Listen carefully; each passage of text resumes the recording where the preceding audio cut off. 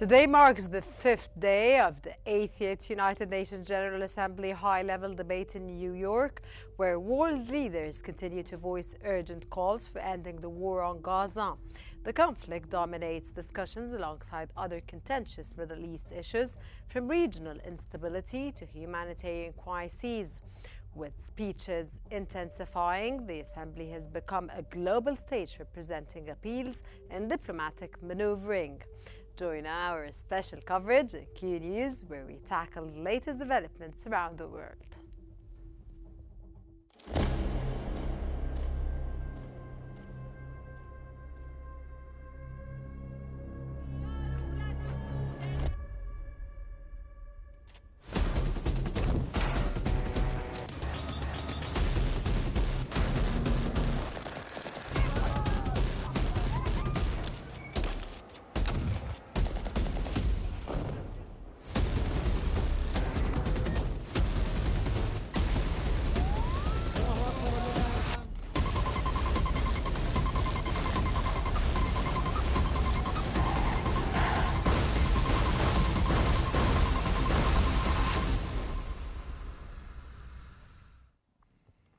12 countries have launched an emergency coalition to support the Palestinian Authority amidst an unprecedented financial crisis.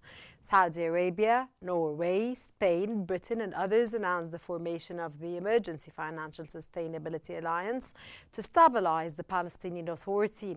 The coalition aims to secure the PA's ability to govern, deliver basic services and maintain security, all seen as vital for regional stability and preserving the two-state solution.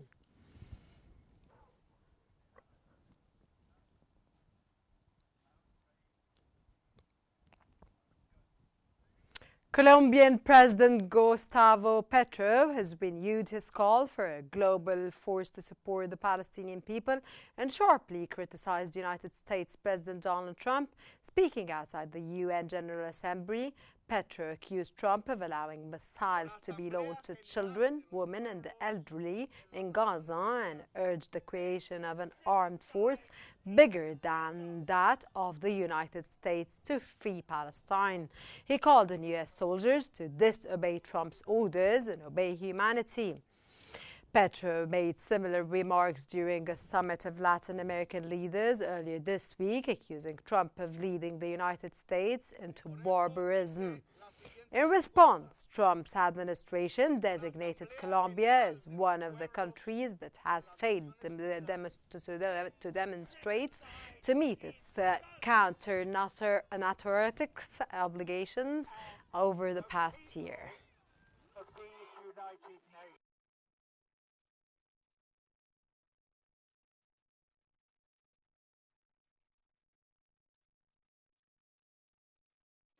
Y por eso hice la siguiente propuesta. Por Asamblea General de los New Zealand says it will not recognize Palestine's state for now, but remains committed to a two-state solution. Foreign Minister Winston Peters told the United Nations General Assembly that with the war ongoing, Hamas still in place and no clarity on next steps, the time is not now for recognition. The stance sets New Zealand apart from close partners Australia, Britain and Canada, which formally recognized the Palestinian state last Sunday, joining more than 140 countries supporting Palestinian aspirations for an independent homeland in the occupied territories. We are not ready to make that gesture. A breakthrough that would show global leadership. Rather, the New Zealand government believes that it has one opportunity to recognise Palestinian statehood and for more analysis, we are now joined from Cairo by Al Ahram Weekly Managing Editor Khaled Dawood. A very warm welcome to Qnews, sir, and it's a pleasure to have you with us on the show today. Sir, how significant is the formation of the Emergency Financial Sustainability Alliance for the Palestinian Authority? And what does it signal about international concern over the survival of the Palestinian Authority? Well, thanks, Rana, for having me. I think this declaration that you're referring to about formation of a financial assistance committee for the Palestinian Authority adds to the pressure which Israel is facing during this General Assembly meeting to declare their opposition, those nations, to the behavior and to the policies of the extremist government of Israeli Prime Minister Benjamin Netanyahu, who's declared since early in the war, almost 2 years ago, that he won't allow any Palestinian entity practically to rule Gaza or the rest of Palestine in reference to Hamas and the Palestinian Authority. And even throughout the recent negotiations to end the war in Gaza and to make the arrangements for the so-called day after, Netanyahu has also insisted that he does not want the Palestinian Authority to play any role in governing Gaza instead of Hamas. So this position by the Israeli government was opposed by all Arab countries, as well as the European nations who have recently decided to recognize the state of Palestine. So facing this very arrogant speech that was delivered by Netanyahu yesterday, claiming that the Palestinian Authority was not capable of running Palestine or running the territories under its control, and making false allegations about its commitment to peace. Here we have those important nations, topped with Saudi Arabia, France, Spain, Egypt, all pledging to provide financial assistance to the Palestinian Authority, especially Rana, while the current extremist government with ministers like Smotrich, particularly being the finance minister, repeatedly freezing or suspending the money that Israel owes to the Palestinians. So it's very important to assure the survival of the Palestinian Authority by providing alternatives that can keep it alive and enable it to play the role it should after the war ends, and the introduction of a day after plan on how to run the Gaza Strip. Sir, to what extent can financial stabilization of the Palestinian Authority translate into tangible improvements for governance, security and public services in the West Bank? Well, I mean, it's like, again, Rana, right now it's a matter of survival for the Palestinian Authority. Again, you know, the Israeli side and the American side sometimes make the top priority the issue of reforms and like bringing up subjects that are not definitely crucial to the issue of compared to the issue of the Israeli racist occupation of Palestine, such as calling upon the Palestinian Authority to change the education curriculum, or to stop paying certain families money because their sons or daughters are being held in Israeli prisons. These are all justifications that the Israelis are trying to provide in order to suffocate the Palestinian Authority. The Palestinian Authority and the Palestine issue in general is at a very existential moment, considering the genocide war that Israel has been launching the Palestinian people against the Palestinian people in Gaza, and the attempts by the current extremist government led by Netanyahu to annex the West Bank. So at least keeping the Palestinian Authority alive by enabling it to pay the salaries of its police force and its employees, and to run the basic services that it provides in a very limited amount of territory, actually, of the West Bank, is very important and crucial to defy these Israeli plots and plans to basically liquidate the Palestinian issue. This current government we have in Israel, their declared and undeclared goals is to basically displace the Palestinian people, send the residents of Gaza to Egypt or to other Arab countries or whatever countries are ready to accept them, and to make life miserable and impossible for Palestinian residents of the West Bank, so that they can be forcibly displaced to Jordan or other countries as well. So that's why I'm saying it's now a matter of keeping the existence of the Palestinian Authority and the Palestinian cause facing the genocide war by Netanyahu in Gaza, and the expansionist plans to build more settlements in the West Bank. That's the significance of this step that's taken to support the Palestinian Authority. And of course, the Palestinian Authority needs reforms. They need to hold elections. But again, it was really ironic to hear the Israeli Prime Minister claiming that the Palestinian Authority is corrupt because they did not hold elections for 20 years, while he knows very well who's preventing these elections from happening, which is basically the Israeli authorities, because they don't want elections to be held in occupied East Jerusalem, and they want everything under their control. So yes, definitely they need reforms, they need transparency in terms of the way they spend the money, allowing a new generation of Palestinians to take over responsibility. But at this moment, Rana, the priority is to end the war in Gaza and to prevent the current fanatic government of Netanyahu to build more settlements in the West Bank, like we've seen recently with the so-called E1 project, which basically will divide the West Bank and surround Jerusalem. That's the real danger that's facing the Palestinians, even before the issue of the reform of the Palestinian Authority.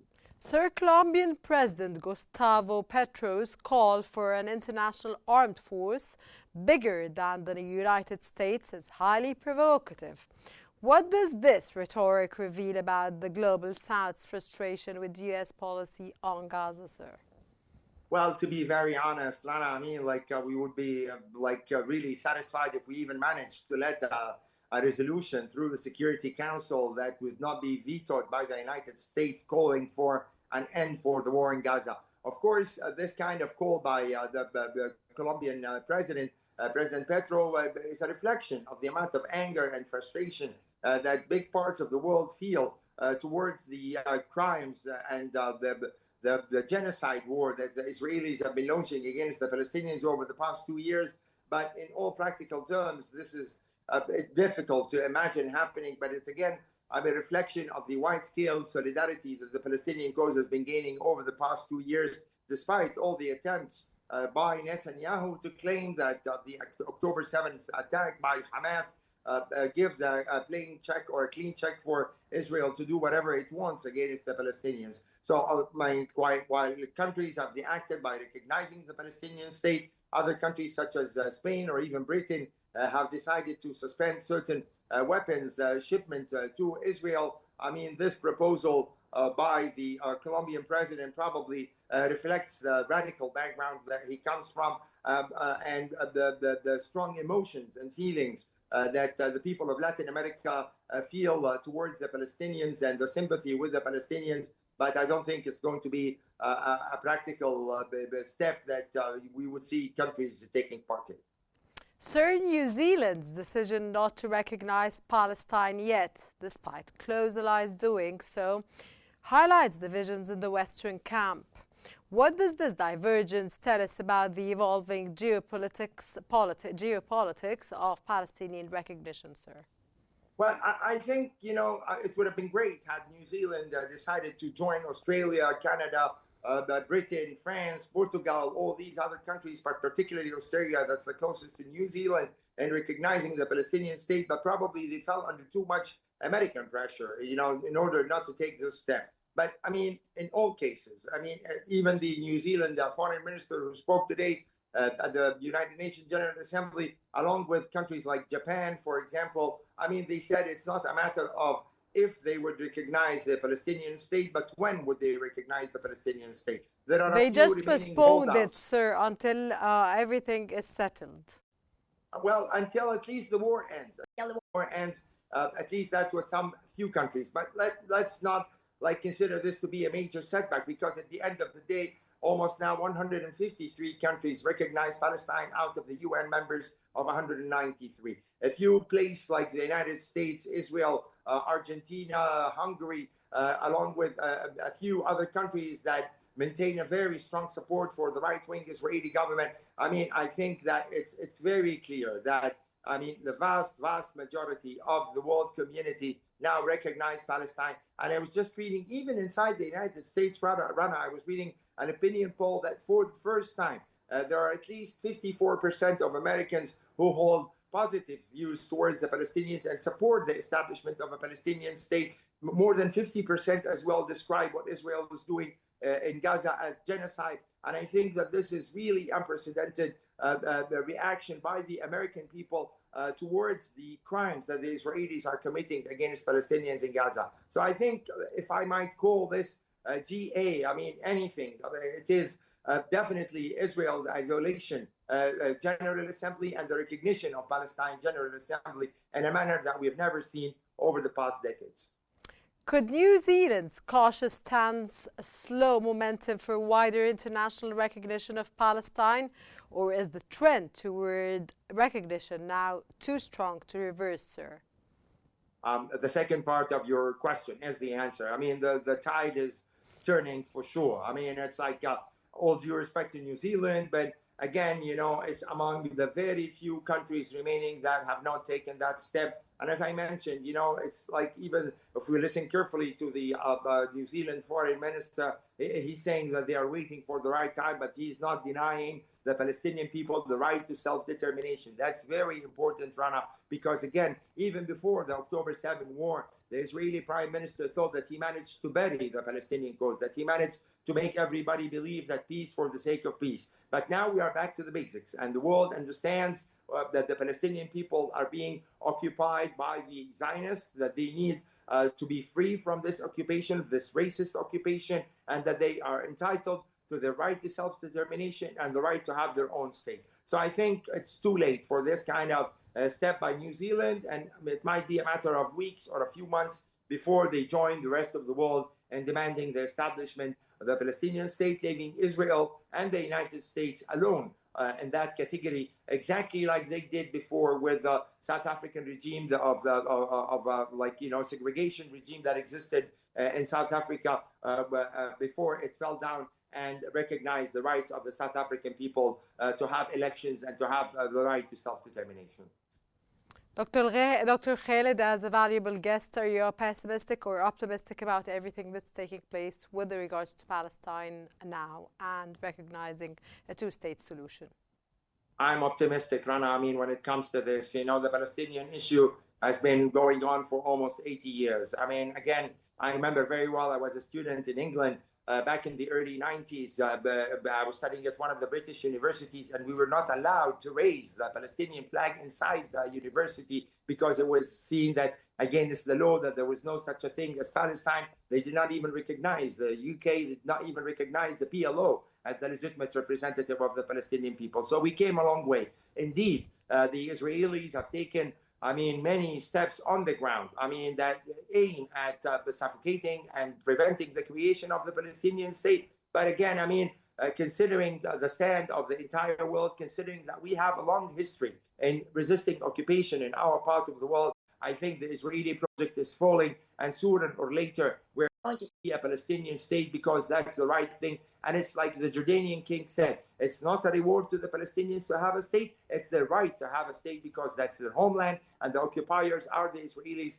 who came from all over the world on the basis of a very messianic project that they only believe in. So the Palestinians and their supporters are on the right side of history, and if we can see the fact that all those number of countries recognize Palestine, we should feel at least confident. I wouldn't say very optimistic because, again, the situation is very sad considering what's happening in Gaza and the number of people who exceeded 65,000 who were martyred by the Israelis. But again, it's a tough struggle. It's a bloody struggle, but the Palestinians are on the right side and they will win.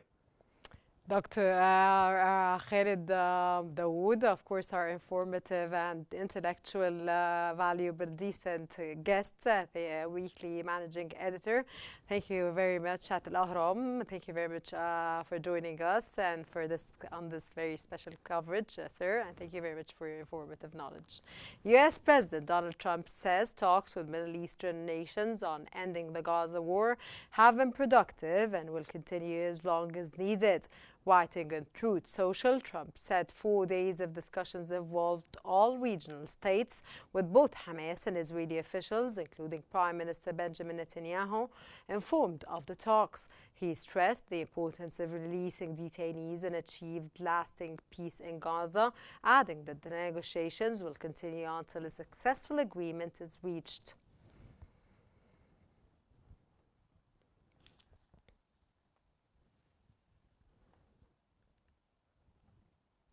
The United States envoy to the Middle East has renewed Washington's commitment to securing a ceasefire in Gaza and releasing detainees.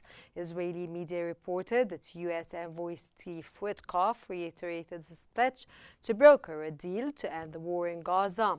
He stressed the need to resume negotiations that stalled after Israel's attack on Qatar, with the aim of reaching a ceasefire and securing the release of detainees in line with President Donald Trump's commitment.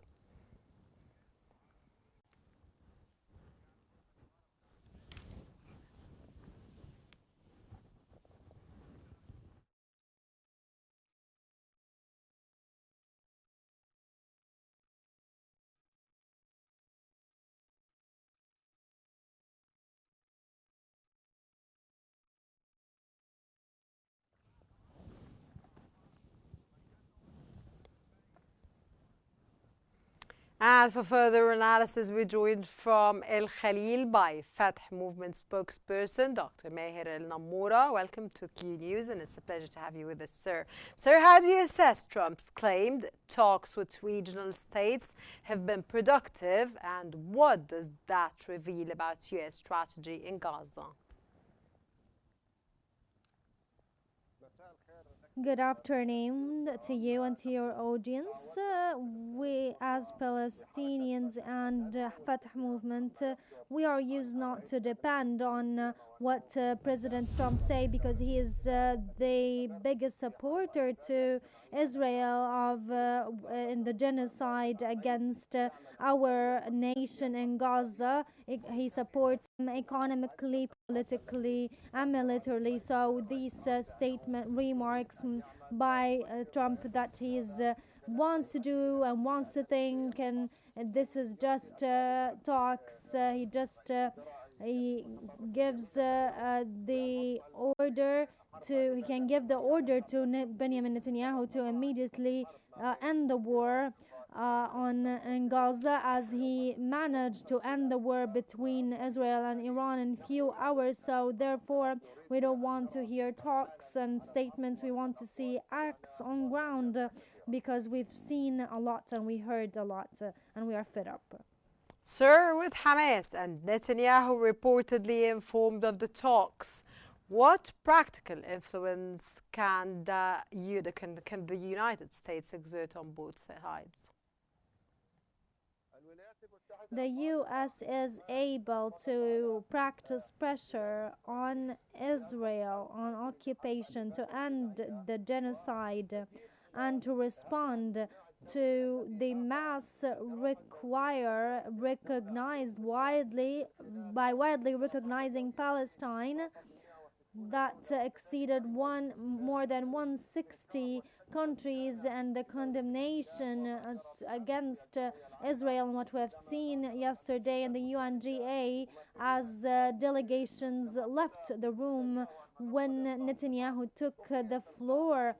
The room was almost empty, and this was a message that world's people reject this genocide, this crime, and want to apply the legitimacy according to the conference made in New York, that there was 10,000 of during the protest of 10,000 of Americans demanding to end the war and the genocide. Therefore, Netanyahu considers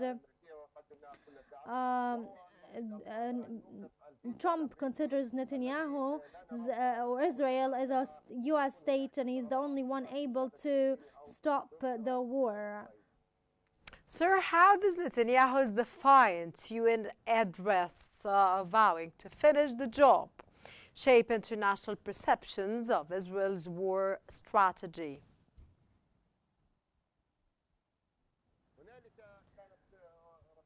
There was clear messages by world leaders addressed the UNGA, and all leaders, most of the vast majority expressed their rejection and immediate ceasefire call, confirming the two-state solution, also responding to President Abu Mazen call to establish Palestinian on the borders of 1967. And there is also wide recognition, especially from the largest countries that lately recognized Palestine, which is the UK and France, and to go to a two-state solution, especially that 1980 resolution that stated dividing Palestine on the accountability of Palestinian. And as Fatah movement, we accepted the two-state solution to end the war, and to according to the UN resolution to establish an independent Palestinian state. How significant is Steve Witkoff's pledge to restart stalled negotiations after the Israeli strike on Qatar, sir?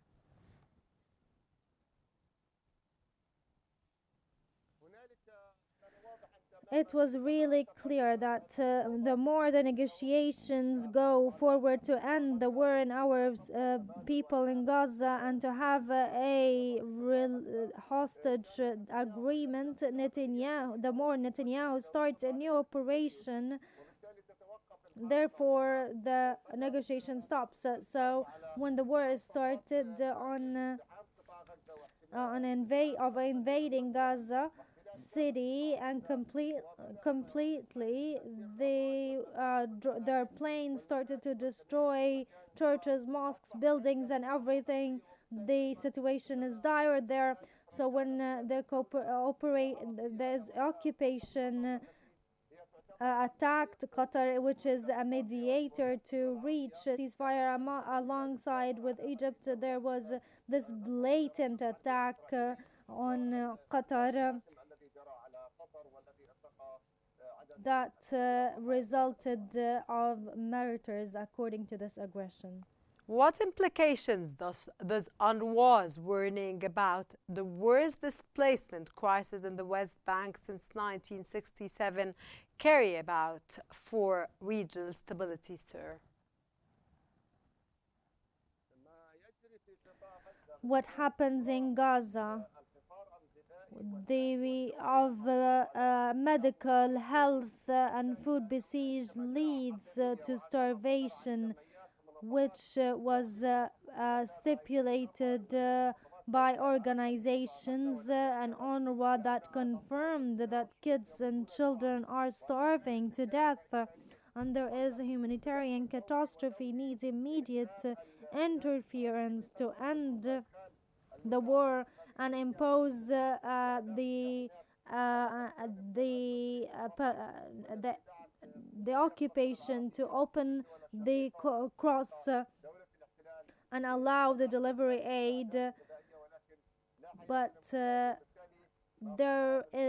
that's all was in vain. The reports are clear from organizations, on top of which UNRWA confirms that there is real starvation in Gaza, requires immediate entrance of delivery, especially to newborns that need nutrition. They are facing malnutrition after birth, which requires special feedings to those, and also cancer patients, with thousands of cancer patients dying as a result of lack of appropriate medicines to those. So what happens is humanitarian catastrophe requires an immediate international decision imposed on Israel to allow delivery aid and to end the aggression against Palestinian people that are being slaughtered,